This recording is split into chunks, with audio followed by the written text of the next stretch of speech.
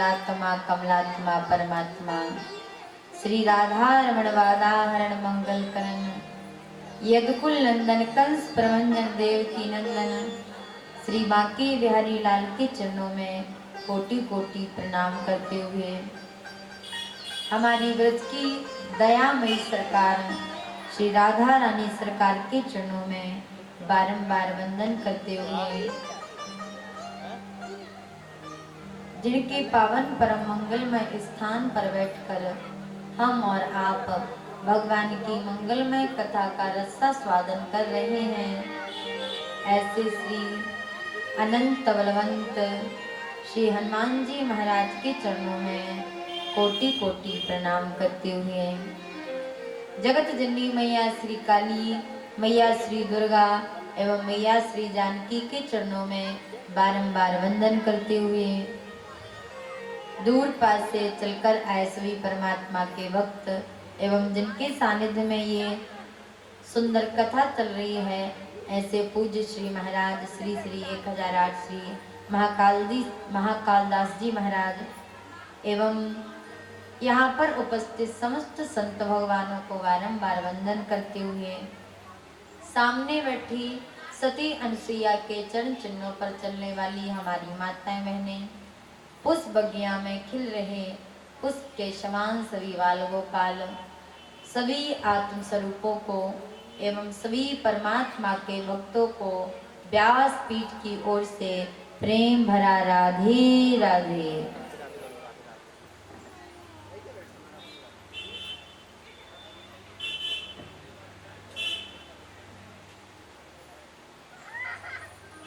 Keyboard पर साथ दे रहे हमारे परम श्रद्धेय आचार्य जी, जिनके सानिध्य में हम एवं हमारी कई बहनें भागवत कथा कर रही हैं एवं भागवत कथा सीख रही हैं, जिन्हें आप सभी गंभीर भैया के नाम से जानते हो, ऐसे हमारे आचार्य जी पैड पर साथ दे रहे बड़े भैया मोनू भैया जी, तबला पर साथ दे रहे बड़े भैया सौरभ भैया जी एवं मंचासी सभी वरण देवता, सभी परमात्मा के भक्तों को बारंबार वंदन एवं परीक्षित के रूप में विराजमान हमारे श्री मानसिंह चाचा जी एवं श्रीमती भागवती देवी जी और इस कथा का लाइव प्रसारण कर रहे हमारे भोले भैया जी, जो भक्तजन किसी कारणवश कथा में नहीं आ पा रहे हैं, वो इस कथा को YouTube चैनल के माध्यम से लाइव सुन सकते हैं।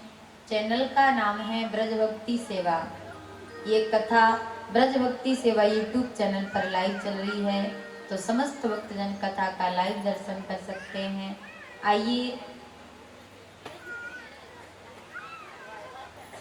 और जो YouTube चैनल पर कथा को लाइव सुन रहे हैं, खाटू श्याम प्रेमी परिवार, सभी को बहुत बहुत धन्यवाद। ऐसे ही आप सभी लाइव कथा सुनते रहें। आइए आज द्वितीय दिवस की मंगलमय कथा में हम सभी प्रवेश करते हैं। अच्छा, किसी को याद है कि कल कथा कहाँ पर विराम हुई थी? याद है कि नहीं है? अच्छा ये बताओ, कल कथा सुनने कौन कौन आए थे? हाथ उठाना। अच्छा, इतने लोग आए थे, इतने में से किसी को भी नहीं पता कि कल कथा कहाँ पर विराम हुई थी? कहाँ पर? अरे वाह, एक बार माता जी के लिए जोरदार तालियां बजाएं। बताया कि ज्ञान वैराग का बुढ़ापा दूर हो गया और धुंधकारी का उद्धार हो गया। कल हम सभी ने बड़े प्रेम भाव लगन के साथ कथा का श्रवण पान किया। अब सूत जी महाराज से सौनक आदि ऋषि प्रश्न पूछ रहे हैं कि गुरुदेव, आप तो शास्त्रों के ज्ञाता हो, त्वया खलु पुराणानि सेतहास्मि चाणक्य। आप शास्त्रों की ज्ञाता हो तो आप हमारे कुछ प्रश्नों का उत्तर दीजिए। पहला प्रश्न है हमारा कि मानव का परम धर्म क्या है? क्या मंदिर में परिक्रमा लगाना धर्म है, या सुबह 4 बजे उठकर स्नान करना धर्म है, आखिर इस मानव का परम धर्म क्या है? पहले प्रश्न का जवाब नहीं दे पाए, तब तक दूसरा प्रश्न कर दिया। दूसरा प्रश्न है ऋषियों का कि गुरुदेव, जब हम मंदिर में पूजा करने जाते हैं तो कोई कहता है भोलेनाथ बड़े हैं, कोई कहता है नहीं नहीं काली मैया बड़ी हैं, कोई कहता है बांके बिहारी बड़े हैं, तो हम पूजा करें तो किसकी करें? दूसरे प्रश्न का जवाब नहीं दे पाए, तब तक तीसरा प्रश्न कर दिया। अरे गुरुदेव, भगवान के अवतार कितने हैं? कोई कहता है 10 अवतार, कोई कहता है 20 अवतार, कोई कहता है हरि अनंत, हरि कथा अनंता। आखिर भगवान के अवतार कितने हैं? तीसरे प्रश्न का जवाब नहीं दे पाए, तब तक चौथा प्रश्न कर दिया। अरे गुरुदेव, वेद में भगवान को अजन्मा कहा गया है, और अजन्मा तो वो होता है जिसने कभी जन्म ना लिया हो।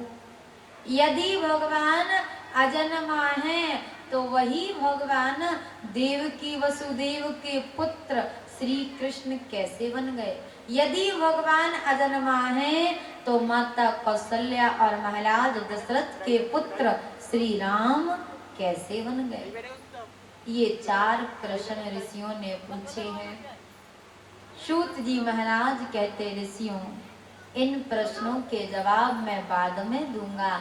सबसे पहले मैं उन सर्वभूत हृदय श्री सुखदेव जी महाराज को प्रणाम कर रहा हूँ, जो जन्म लेते ही जंगल की ओर चल पड़े और जिन्होंने जन्म लेने से पहले ही जीवन को समझ लिया। ओहो, जैसी सुखदेव जी की चर्चा आई तो सारे ऋषि कहने लगे, महाराज ये सुखदेव जी कौन हैं और इनका जन्म धरती पर कैसे हुआ?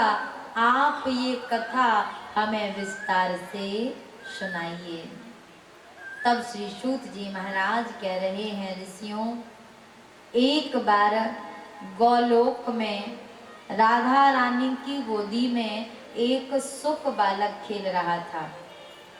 अच्छा माताओं, सुख बालक जानती हो किससे कहते हैं? अच्छा ये बताइए, तोता तो जानती हो ना, तोता? तो राधा रानी की गोदी में तोते का बालक खेल रहा था। राधा रानी कहती, अरे बालक, तुम धरती पर जाओ और भगवान की भक्ति का प्रचार प्रसार करो। जैसी इतना कहा तो उस बालक ने हाथ जोड़े। बालक कहता, अरे मैया, यहाँ तो आपके नाम की 2-4 माला जाप भी कर लेता हूँ, लेकिन कहीं धरती पर चला गया तो विष्णु की माया मुझे पकड़ लेगी, फिर मैं आपका भजन करना छोड़ दूंगा। इसीलिए मैया मैं धरती पर नहीं जाऊंगा। राधा रानी कहती, अरे बालक, चिंता मत करो, मैं तुम्हें वचन देती हूँ कि विष्णु की माया तुम्हें नहीं सताएगी। तभी माताओं, वही बालक कैलाश पर्वत पर एक तोता तोती के गर्भ से अंडे के रूप में जन्म लेता है। अब सुखदेव जी महाराज कैलाश पर्वत पर आ गए हैं। एक दिन बर्फीली हवाएं चली, जोर से आंधी तूफान आया। अब आंधी तूफान आया तो तोता तोती तो भाग गए, लेकिन वो अंडा वहीं पर पड़ा रह गया। अच्छा, अब सुखदेव जी कैलाश पर्वत पर तो आ गए हैं, उन्हें धरती पर कैसे लाएं, इसकी चिंता हुई किसे? नारद जी को। क्यों? नारद जी अब सोच रहे हैं कि सुखदेव जी को धरती पर कैसे लाया जाए। तभी नारद जी के मन में विचार आया। अच्छा, कल मैंने बताया था ना कि नारद जी की कुछ विशेषताएं हैं। नाम बड़ा प्यारा है नारद, जिसकी बात कभी रद्द नहीं होवे वो है नारद। दूसरी विशेषता, नारद जी ने जिसके गले में कंठी बांध दी, समझ लो उसे भगवान मिल गए। तीसरी विशेषता, नारद जी 6 मिनट से ज्यादा कहीं रुकते नहीं हैं। चौथी विशेषता, जहाँ लड़ाई झगड़े चल रहे हो वहां नारद जी पहुंच जाएं तो लड़ाई झगड़े समाप्त हो जाते हैं, और जहाँ लड़ाई झगड़े नहीं चल रहे हो वहां पहुंच जाएं तो शुरू हो जाते हैं। ये नारद जी की विशेषता है। तो नारद जी सोच रहे हैं कि मैंने अपने जीवन में ब्रह्मा और ब्रह्माणी में लड़ाई करवा दी, भगवान विष्णु और माता लक्ष्मी में भी लड़ाई करवा दी, लेकिन आज तक मैंने अपने जीवन में कभी भी भोलेनाथ और माता पार्वती में लड़ाई नहीं करवाई। ओहो, अब तो नारद जी ने उठाई बीड़ा और आज नारद जी कैलाश पर्वत पर जा रहे हैं और कहते जा रहे हैं, नारायण नारायण श्रीमन्नारायण नारायण नारायण।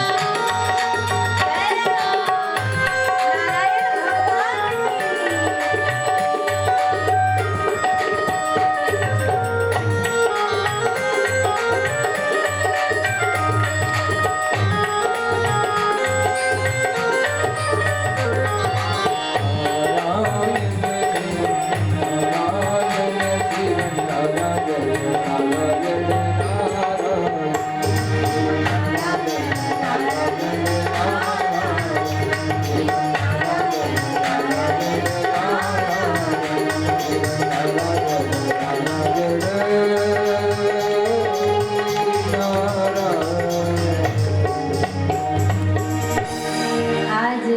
नारद जी नारायण नारायण करते हुए पहुंचे कैलाश पर्वत पर। अब जैसे ही पहुंचे माता पार्वती ने देखा कि नारद जी आए हैं। अब तो माता पार्वती नारद जी का स्वागत कर रही हैं। माता पार्वती कहती, आओ आओ नारद, तुम्हारा सम्मान है, तुम्हारा स्वागत है। अच्छा, माता पार्वती तो स्वागत कर रही हैं, लेकिन नारद जी का चेहरा गुब्बारा जैसा फूला हुआ है। माता पार्वती बोली, नारद तुम बड़े दिनों में आए हो और आए तो ऐसे आए हो। अरे नारद क्या बात है, कहीं आना जाना बंद कर दिया है क्या तुमने? नारद जी बोले, हाँ मैया, मैंने तो घूमना फिरना बिल्कुल बंद कर दिया है। क्यों? अरे मैया, जहाँ भी जाते हैं वहाँ सच्चा प्रेम ही नहीं मिलता। भाई भाई में प्रेम नहीं, पति पत्नी में प्रेम नहीं, और सास बहू में तो बिल्कुल ही प्रेम नहीं। जहाँ भी जाते हैं वहाँ सच्चा प्रेम ही नहीं मिलता। मैया, सब स्वार्थ से प्रेम करते हैं। सुर नर मुन सब की यही रीति, स्वार्थ लागे करें सब प्रीति। इसीलिए मैया मैंने तो आना जाना बंद कर दिया। माता पार्वती बोली, देख नारद, दुनिया की बात तो मैं तुझसे कहूंगी नहीं, लेकिन नारद तेरे भोले बाबा में और मुझ में बड़ा प्रेम है। अरे वाह मैया, प्रेम है ये तो अच्छी बात है। भगवान करे तुम्हारा प्रेम बढ़ता ही चला जाए, बढ़ता ही चला जाए। अच्छा मैया, जब भोलेनाथ आपसे प्रेम करते हैं तो ये तो आप जानती ही होंगी कि प्रेम में कोई बात छुपाई नहीं जाती। माता पार्वती बोली, हाँ हाँ नारद, तेरे भोले बाबा तो मुझसे कुछ नहीं छुपाते हैं। अरे नारद, एक बार गुरु जी ने गुरु मंत्र दिया, कहा कि ये मंत्र किसी को बताना नहीं, और वास्तव में गुरु मंत्र किसी को बताना नहीं चाहिए। नारद, तेरे भोले बाबा को गुरु जी ने सुबह मंत्र दिया, तेरे भोले बाबा ने शाम को आके तो हमें बता दिया। नारद, तेरे भोले बाबा कुछ नहीं छुपाते हैं, मुझसे बड़ा प्रेम करते हैं। नारद जी बोले, मैया, जब भोले बाबा सब कुछ बताते हैं तो एक बात और बताई होगी, कौन सी? मैया, वैसे तो बताई होगी। माता पार्वती बोली, नारद तू बताना कौन सी बात? नारद जी बोले, मैया, जब सारी बात बताई है तो ये भी बताया होगा कि जिस मुंडों की माला को भोलेनाथ 24 घंटे अपने गले में लटकाए घूमते हैं, उस मुंडों की माला में सर किसके लगे हैं, ये बताया क्या? माता पार्वती बोली, हे भगवान, ये बात तो आज तक नहीं बताई। नारद जी बोले, लो कर लो बात। अभी क्या नहीं थी, प्रेम करते हैं प्रेम करते हैं, प्रेम क्या खाक करते हैं? जब यही नहीं पता कि उस मुंडों की माला में सर किसके हैं, जब आपको नहीं बताते तो ना जाने किसे बताते होंगे। माता पार्वती बोली, नारद तूने तो मेरी आंखें खोल दी। अरे नारद, और काम तो मैं बाद में करूंगी, ला आने दे तेरे बाबा को, सबसे पहले उन्हीं की खबर लेती हूँ। नारद जी बोले, देखो मैया, अब तुम जाने तुम्हारा काम जाने, हम तो चले। आज नारद जी ने उठाया बीड़ा और पहुंचे कहाँ? जहाँ भोलेनाथ की माला चल रही थी। अब माला चल रही है तो भोलेनाथ तो बोल नहीं सकते। नारद जी ने इशारे में कहा नारायण हरि, बाबा ने कहा नारायण हरि। नारद जी इशारे में बोले बाबा जल्दी जल्दी माला पूरी कर लो, मैया याद कर रही है तुमको।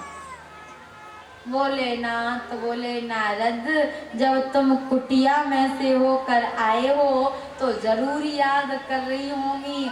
नारद तुम्हारे चरण जहाँ पड़ जाए फिर वहां तो कल्याण ही कल्याण है। आज नारद जी तो अपना काम करके चले गए। भोलेनाथ ने जल्दी जल्दी माला पूरी की, पहुंचे कैलाश पर्वत पर। अब माताओं रोज तो बढ़िया स्वागत सम्मान होता था, आज कोई स्वागत सम्मान की व्यवस्था नहीं है। भोलेनाथ समझ गए कि हो ना हो दाल में कुछ